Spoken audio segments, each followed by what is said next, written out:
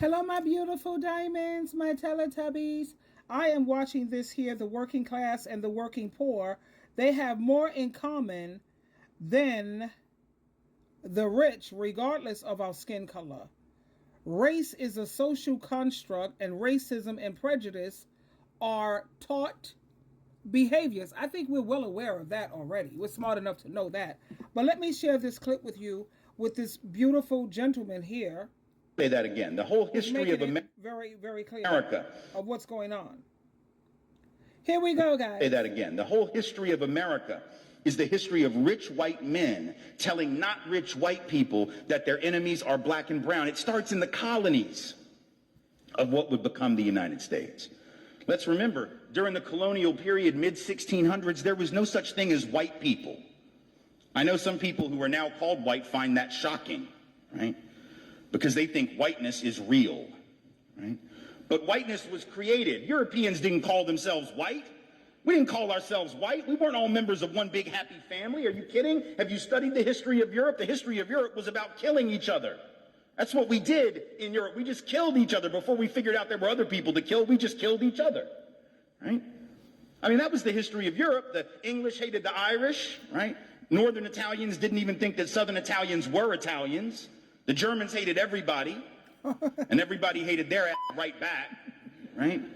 There was no team called white, no race called white, but all of a sudden, in the middle of the 1600s, there was. Why? Why was it suddenly necessary to create this thing called the white race? Well, because rich people can count, that's why. And so rich folks looked around, the ones that owned all the land, you know, in the colonies, the colonial elite looked around and they realized something, that they were heavily outnumbered by African enslaved folks, by European indentured servants who were just one level above a slave, or other Europeans who weren't technically indentured servants, but they were still peasants, didn't have any money, didn't have any land, and they could do the math. They added it up and they were like, damn, we got to figure out a way to split these folks apart from one another or they're going to rise up and take our stuff, right? Because after a while, these black folks who were enslaved Africans and these quote-unquote white folks who were poor Europeans are going to figure out they're all getting played by these rich people, right? So ultimately, the rich figure out they got to come up with some way to get somebody in that group on their team. The easiest thing is to get the poor Europeans, right? Because at least they look like you. They sort of share some of the customs and the culture. So they all of a sudden create this thing called whiteness, and they say, now you're part of the club.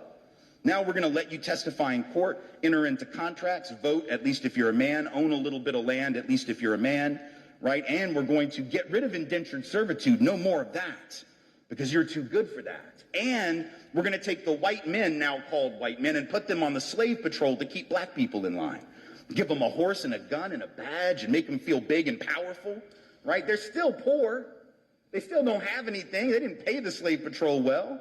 Right? Just exploited them, used them as a buffer between the elite and the other poor folks, particularly poor folks of color. And pretty soon, the rebellions that occasionally happened where black and white got together to overthrow the elite, those stopped because the divide and conquer had begun to work, right? You could turn people against each other by telling those poor white folks, they got to keep these black people in line. And so that divide and conquer gets initiated in the colonies. Rich white men telling not rich white people that their enemies are black and brown. Say that again. The whole history of America is the history of rich white men telling not rich white people that their enemies are black and brown. It starts in the colonies of what would become the United States. Let's remember, during the colonial period, mid-1600s, there was no such thing as white people. I know some people who are now called white find that shocking, right? Because they think whiteness is real, right? But whiteness was created. Europeans didn't call themselves white. We didn't call ourselves white. We weren't all members of one big happy family. Are you kidding? Have you studied the history of Europe? The history of Europe was about killing each other. Okay, so there you have it. Well, I know the Indians, no offense, they used to call them pale face. They weren't called white. They was called pale. But I guess that was too offensive to them. But you see how they came up with this divide and conquer. And they also have that when it comes to people of color. They have the light skin or the fairer skin, as they call, well, pale skin, light skin. And they try to make them feel superior while making people who have brown skin, black skin, or dark skin, they're trying to make them feel inferior. And if you have a very, very weak mind and you're gullible, you would buy into that. The reason why they could never sell me that bag of goods because, honey, I'm smart. Thank you, Jesus. This is the fountain of youth, baby, right here. Take a look at all that beautiful melanin. Look at how beautiful that is. And it's all over my body. Beautiful. People are literally spending billions, if not trillions of dollars for the fountain of youth. Black don't crack. You heard that before? I'm not nobody's fool, baby. I know you want what I have. You see a lot of the other races trying to find melanated people to have children with because they know. They know. When I walk into a room, honey, I know what's up. I am beautiful. I am walking the fountain of youth. But like he says, you see how these white supremacists went about doing things, divide and conquer. So now they have that even among ebony people, black people, whatever name you choose to call them. Divide and conquer, make the light skin feel superior over the brown skin or the dark skin or the black skin. You could never fool me with that nonsense, baby. People who have brown skin, black skin had a lot to overcome. We are very resilient. We are very strong. Like I made a video with whenever I see a Caucasian or Asian, Korean, that's Asian, whatever, Indians or whatever, with someone of color or someone who has melanated skin, that is a very powerful man who's not afraid of anything or anyone. I went and got myself a queen. You goddamn right. And yes, I want my children not to look like little old bags. And as they age, it would be amazing to have my children to have the fountain of youth built within them. I tell people my age, honey, and these people are like, what? I had a Bible study today, my Bible study with a newbie today. And I told her my age. She almost fell off. She was in the park. She almost fell off the park bench. And all I can say is, thank you, Jesus. I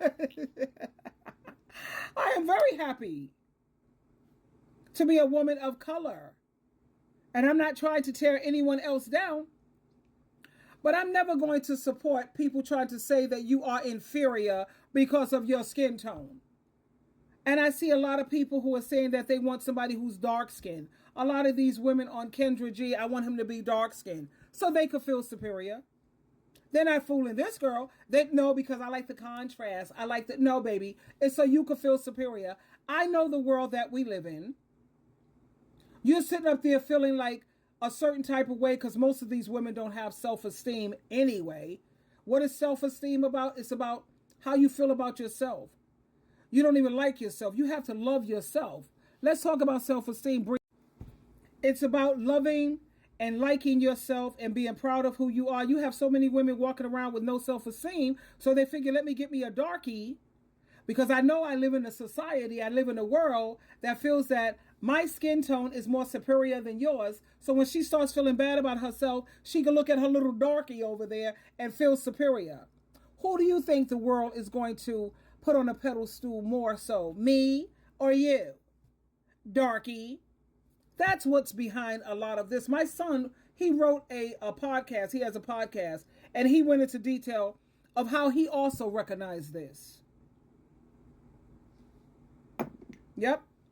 But anyway, this was a very, very educational video. And I felt the need to share this with you when it comes to divide and conquer. And that's how these white supremacists, I don't even like to call them white, I say Caucasian. That's how these Caucasian supremacists manage to get above the rest and how they're managing to just take over. Because I remember a time in the Bible, it says about Nimrod, black people was in charge. They don't teach you that in history. They want to teach us about slaves. No, teach us when we was about kings and queens and when we were superior and when we were in power. Teach that in the history classes.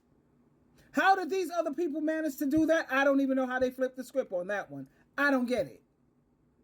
But anyway, there you have it, my beautiful diamonds. This is just food for thought. Twinkle, twinkle, twinkle.